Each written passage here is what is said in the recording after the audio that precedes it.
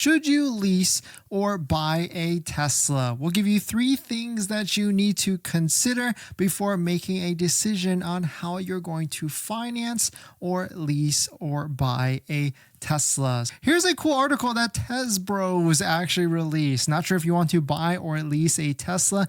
Check out the pros and cons so you can decide what suits your lifestyle best. If you don't know who Tes Bros is, they are a Tesla accessory seller, and we've got a promo code, discount code down below in the description. And they're changing the wrap industry because they are looking to sell a bunch of DIY PPF kits, because normally the industry was a lot of shops doing that, but now you can do PPF yourself with a DIY kit. So definitely check out that down below in the description. But here are some of the different things you need to be aware about. So leasing, just like financing, there's a down payment.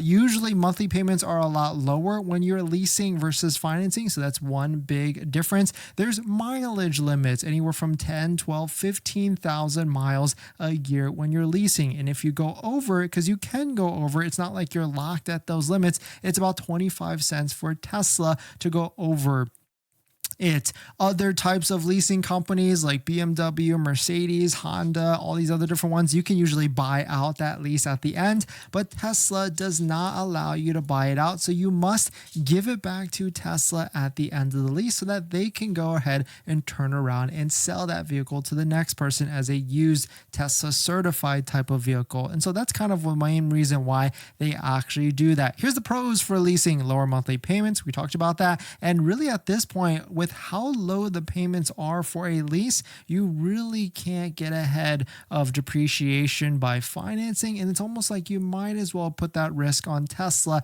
and let them deal with that depreciation. And we'll talk about that in a little bit, because we'll show you how low of an interest rate a Tesla lease actually is. Lower commitment, it's only 2 to 3 years. That's pretty much what you would do. And so you lease it, you drive it for whatever it is, and you give it back to Tesla, and it's their problem to go ahead and resell it. Minimal maintenance costs. That's kind of the same no matter what, whether you're buying or leasing a Tesla, because Teslas just have lower maintenance, but tires, depending on how you drive, you could swap them out more with that. Here's the cons of leasing, and I do agree with a lot of these different cons here. Limited customization, even like tints.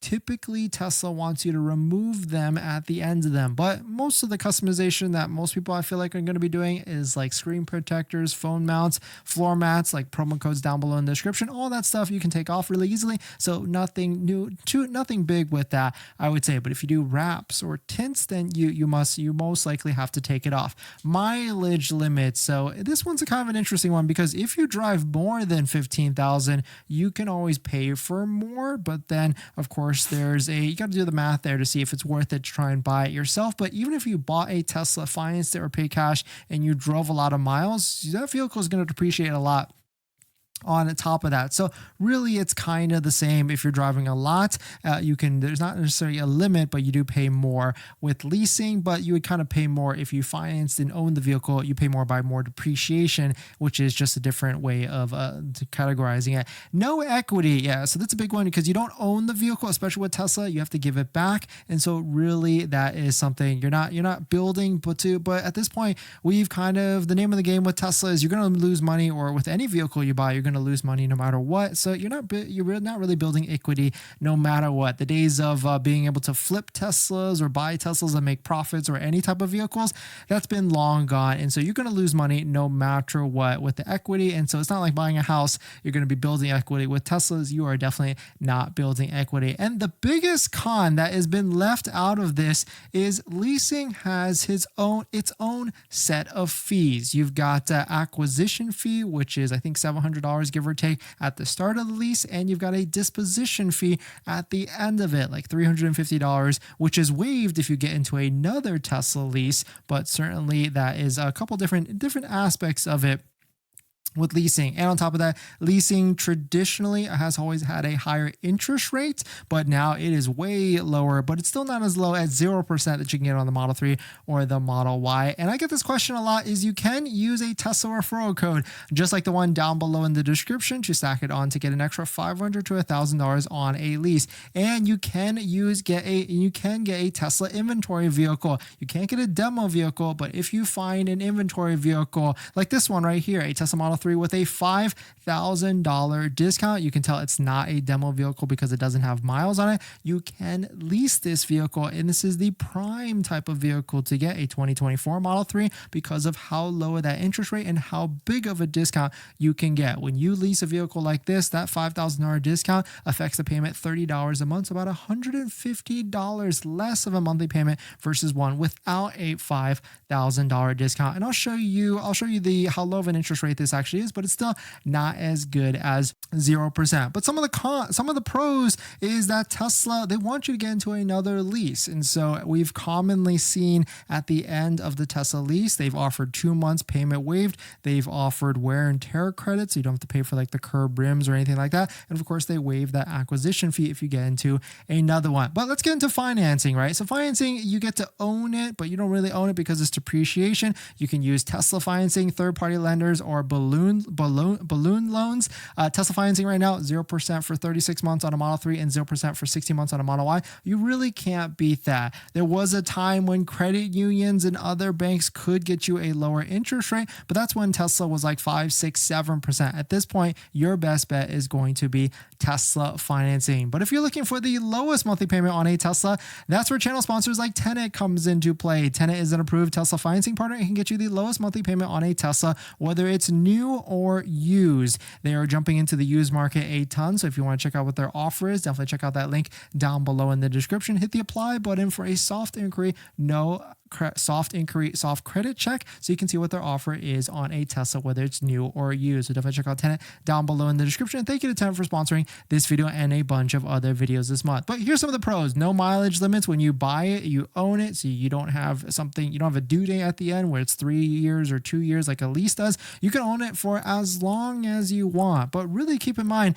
the warranty is 4-year 50,000 miles on the bumper to bumper warranty and 8 years like 120 miles on the battery warranty. So really, you don't want to own a Tesla probably without any sort of warranty. And so that's where having a warranty, whether it's a third-party company or not, or even the main factory one, my rule of thumb is I don't think I ever want to own a Tesla out of warranty, especially that 4-year 50, unless I'm buying a third-party warranty.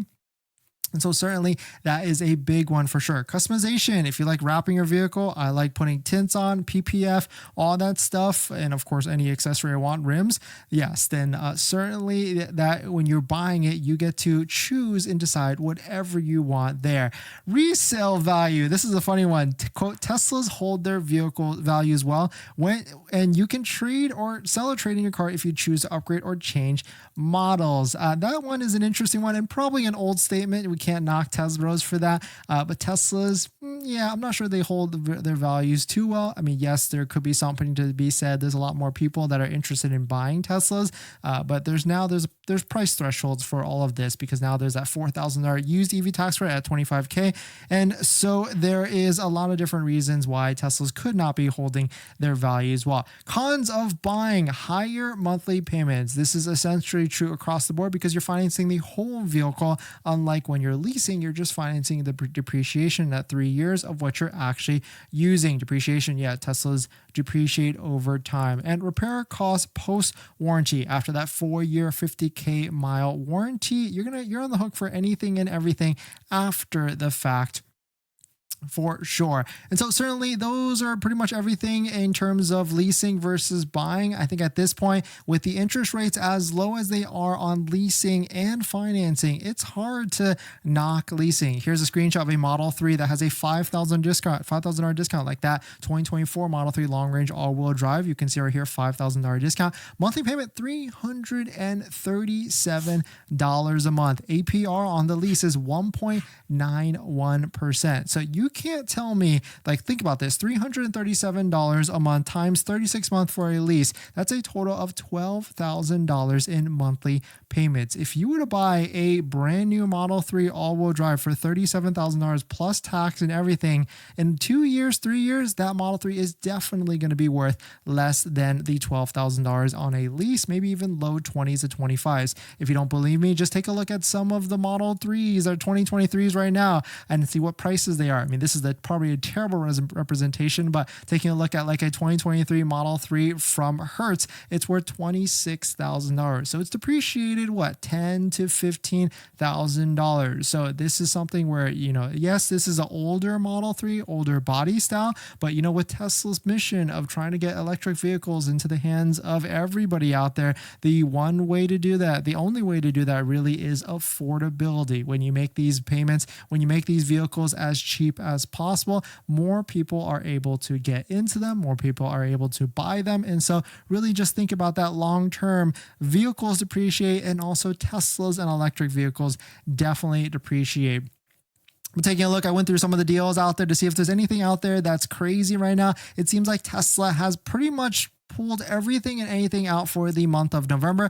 I do not foresee any other deal by the end of November rolling out unless Tesla pulls like a crazy Hail Mary with 3 days left of the month of November. I mean, we've got like 1 week left of November right now, and next week is Thanksgiving, Thursday. People are traveling, so I don't imagine a lot of people are looking to be buying a Tesla in this next week. Of course, there's going to be a lot of conversations over the dinner table and things like that about Tesla, but I don't imagine Tesla's going to change anything in this next week because people are focused on other things, and now people are doing Black Friday shopping for this week. So I think Tesla knows this, and so certainly they're going to wait it out until December before doing any sort of thing. And now December is what? December 1st is on a Sunday, so maybe they do something that Sunday or even that Monday. Most likely that Monday, because they don't want to affect any of the weekend deliveries on Sunday. So my next prediction for any sort of incentive or deal coming up that Tesla's going to release is going to be Monday, December 2nd. But taking a look at inventory deals, I did not see anything crazier